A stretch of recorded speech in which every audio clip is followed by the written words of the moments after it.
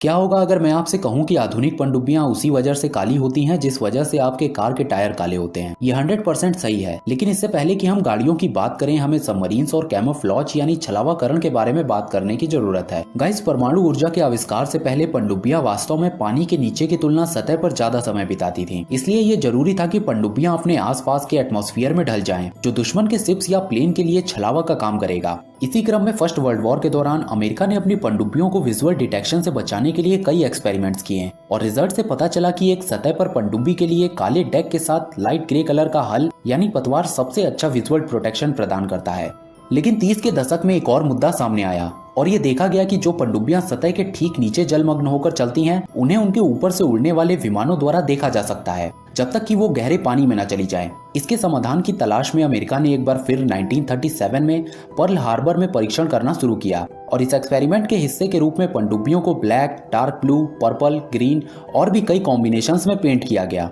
महीनों तक चले टेस्टिंग के बाद निष्कर्ष ये था कि क्लियर वाटर में कैमोफ्लॉज के लिए डार्क ब्लू कलर सबसे अच्छा है और कमांडर ने अपनी डिवीजन की पनडुब्बियों को गहरे नीले रंग में रंगने का आदेश दिया। लेकिन जैसे जैसे कैमोफ्लॉज टेस्ट आगे बढ़ा, एक नई समस्या सामने आई और ये देखा गया कि डार्क ब्लू कलर एक निश्चित समय के बाद हल्के नीले रंग का हो जाता है। इसलिए आखिर में पनडुब्बियों को काले रंग में रंगने का फैसला किया गया, क्योंकि काला रंग किसी और रंग के मुकाबले ज्यादा समय तक टिकता है। पर पनडुब्बियों के ऊपर एक्सपेरिमेंट्स यहाँ रुके नहीं। गाइस, 2006 आते आते रॉयल नेवी ने अपनी सबमरीन्स को एक नए कलर स्टीली ब्लू में रंगना शुरू किया और सारे परीक्षण के बाद उन्हें ये पता चला कि दुश्मन को धोखा देने के लिए काला सबसे खराब रंग है, क्योंकि काले रंग ने गहरे उत्तरी अटलांटिक में तो सही प्रदर्शन किया, पर नीले समंदर में स्टीली ब्लू कलर को काले रंग की तुलना में पहचानना बहुत मुश्किल था। और ये उम्मीद की जा रही थी कि रॉयल नेवी सबमरीन्स के पूरे फ्लीट को स्टीली ब्लू कलर में रंग दिया जाएगा। लेकिन इस परीक्षण के दौरान ही एनीकोइक टाइल्स की खोज हुई, जिसने सबमरीन्स को पेंट करने का झंझट ही खत्म कर दिया। जी हाँ गाइस, इस क्रांतिकारी खोज के बाद ज्यादातर मॉडर्न सबमरीन्स को एनीकोइक टाइल्स से कवर कर दिया जाता है, जो दिखने में काली होती हैं। ये टाइल्स मेनली रबर से बनी होती हैं, जिनमें हजारों छोटे छोटे छेद होते हैं और साथ ही में दो यूनिक प्रॉपर्टीज होती हैं। एक तो ये टाइल्स दुश्मन के सबमरीन से आने वाली सोनार वेव्स को सोख लेती हैं, जिससे पनडुब्बी को डिटेक्ट कर पाना काफी मुश्किल हो जाता है, और दूसरा ये सबमरीन के इंजन से निकलने वाली साउंड्स को भी काफी कम कर देती हैं।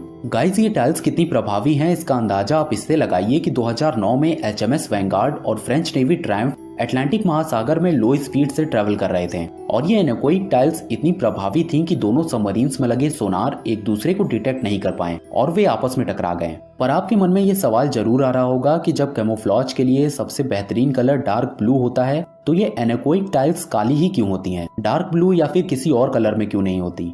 तो गाइस, इस सवाल का जवाब मिलते ही आप जरूर समझ जाएंगे कि गाड़ियों के टायर या मॉडर्न सबमरीन्स ब्लैक कलर की ही क्यों होती हैं। जो चीज टायर को काली बनाती है वो है नेचुरल रबर में कार्बन ब्लैक का मिलना। अब ये कार्बन ब्लैक क्या है? गाइस, ये एक ऐसा सब्सटेंस है जिसे आमतौर पर पेंट्स में कलर कॉम्बिनेशन के रूप में इस्तेमाल किया जाता है, लेकिन बात जब टायर्स की होती है तो रबर में कार्बन ब्लैक मिलाने से टायर की टेंसाइल स्ट्रेंथ और सड़क के घर्षण प्रतिरोध यानी एब्रेशन रेजिस्टेंस में 10 गुना से अधिक की वृद्धि होती है और टायर्स लंबे समय तक रोड पर बिना घिसावट टिके रहते हैं। यही कारण है कि जितने भी रबर प्रोडक्ट में टेंसाइल और एब्रेशन रेजिस्टेंस प्रॉपर्टी पाई जाती है, उनमें कार्बन ब्लैक मिला होता है, जिस कारण वे सभी प्रोडक्ट काले रंग के होते हैं। वहीं सबमरीन्स को देखें तो इनपे लगी एनीकोइक टाइल्स सबमर्जिंग और रिसर्फेसिंग के दौरान एक्सट्रीम प्रेशर डिफरेंस यानी अत्यधिक दबाव का अंतर अनुभव करती हैं। इसलिए इन टाइल्स में कार्बन ब्लैक का उपयोग किया जाता है। इसके अलावा रिसर्च से ये भी पता चला है कि कार्बन ब्लैक रबर का ध्वनि अवशेषण प्रदर्शन यानी साउंड एब्जॉर्प्शन परफॉर्मेंस किसी भी अन्य रबर प्रोडक्ट के कंपैरिजन में सबसे अच्छा है। पर गाइस, सबमरीन पर इस्तेमाल की जाने वाली एनीकोइक टाइल्स का एग्जैक्ट कॉम्बिनेशन पब्लिक डोमेन में नहीं है, यानी इन टाइल्स को क्या क्या यूज करके बनाया जाता है इसकी जानकारी सार्वजनिक नहीं है। और ये तो बिल्कुल क्लियर है कि इन टाइल्स का कलर कार्बन ब्लैक के कारण ही काला होता है।